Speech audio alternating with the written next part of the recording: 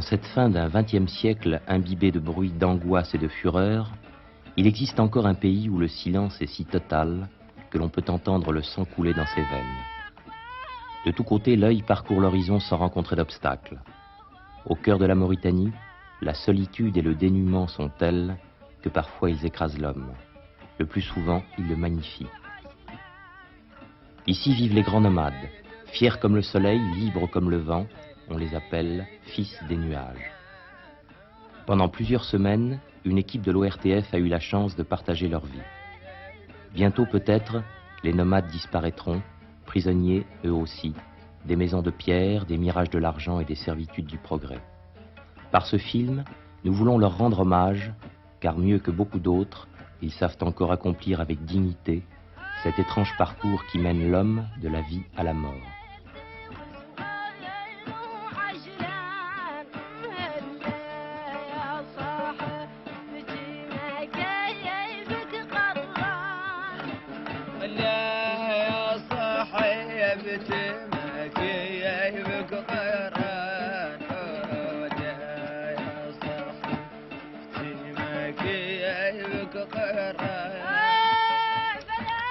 Une caravane progresse dans le désert. Il faut trouver des pâturages pour les troupeaux et de l'eau pour les hommes. Ainsi, chaque année, les grands nomades parcourent plus de 3000 km pour survivre. La pluie est rare, 2 ou 3 jours par an, parfois moins. Mais là où elle tombe, en quelques heures, le sable se couvre d'une herbe éphémère. À des centaines de kilomètres, les chameaux sentent les nouveaux pâturages dont l'odeur est apportée par le vent. Alors, irrésistiblement, le troupeau se met en marche, suivi par les nomades, car le chameau est la condition même de leur existence. Ils mangent sa viande, ils boivent son lait, ils se couvrent de sa laine, et le produit de sa vente leur permet d'acheter les habits et les vivres indispensables. Quand les troupeaux sont décimés par la sécheresse, aujourd'hui encore, des enfants meurent.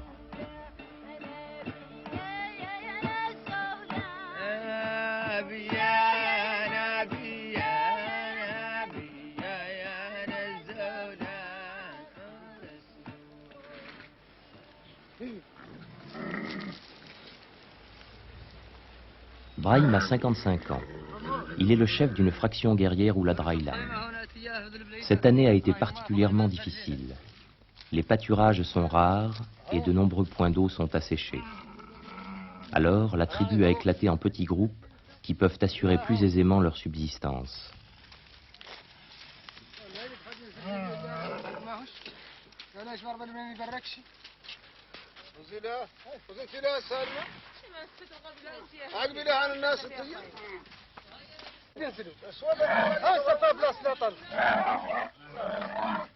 C'est à Brahim que revient le choix du campement provisoire.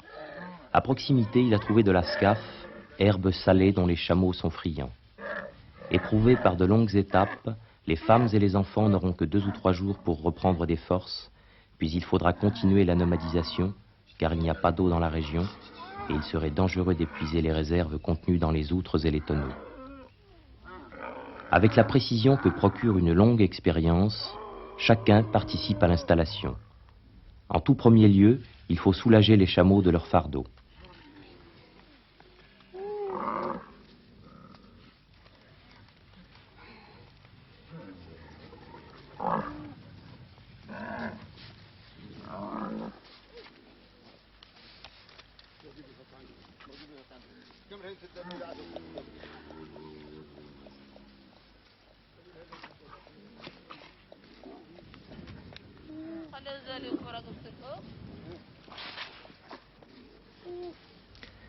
Les nomades ne s'encombrent jamais de bagages superflus. Les objets qu'ils possèdent sont identiques à ceux que possédaient leurs pères et les pères de leurs pères. Le délou, sorte de seau en peau de vache ou de chameau pour puiser l'eau. Une corde en lanière de cuir tressé d'au minimum 80 mètres. À cette profondeur, les puits sont rarement secs et l'eau en est merveilleusement limpide. La gerba, outre en peau de chèvre. La kuntilla, petit sac de cuir qui contient les accessoires pour faire le thé. L'ilawish ou peau de mouton. On l'installe au creux de la selle pendant le déplacement et on l'étale sur le sol pour se reposer à la halte. Le fusil, inséparable compagnon des guerriers. Le nomade porte un saroual en guise de pantalon, un draha, sorte de tunique ample, et un aouli, long morceau d'étoffe que l'on s'enroule autour de la tête pour se protéger du soleil, du froid et du vent de sable. Cette étoffe est imprégnée d'une teinture végétale, le bleu de Guinée. Il est essayant de s'en frotter le visage pour acquérir cette teinte très caractéristique à laquelle les morts doivent leur surnom d'hommes bleus. Les femmes sont revêtues de la mélafa. Elles transportent dans un vaste fourre-tout une marmite, une bouilloire, 2 ou 3 calebasses, quelques nattes et coussins, et le varou, qui est une large fourrure faite de plusieurs peaux assemblées. Sans oublier le petit coffret dans lequel elles gardent précieusement les colliers et bracelets, ainsi que les phares. 5 fois par jour, Hamoud doit faire la prière.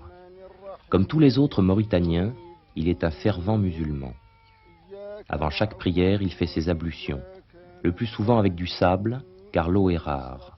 Toute sa vie est marquée par la religion, non pas subie, mais acceptée comme force vivifiante. À chaque moment de douleur ou de désespoir, à chaque moment de joie, il invoque Allah, Dieu Tout-Puissant, et Mohammed, son prophète. Chaque année, sans aucune réticence, il accepte la zekat, qui consiste à donner une partie de ses biens à plus pauvres que soi.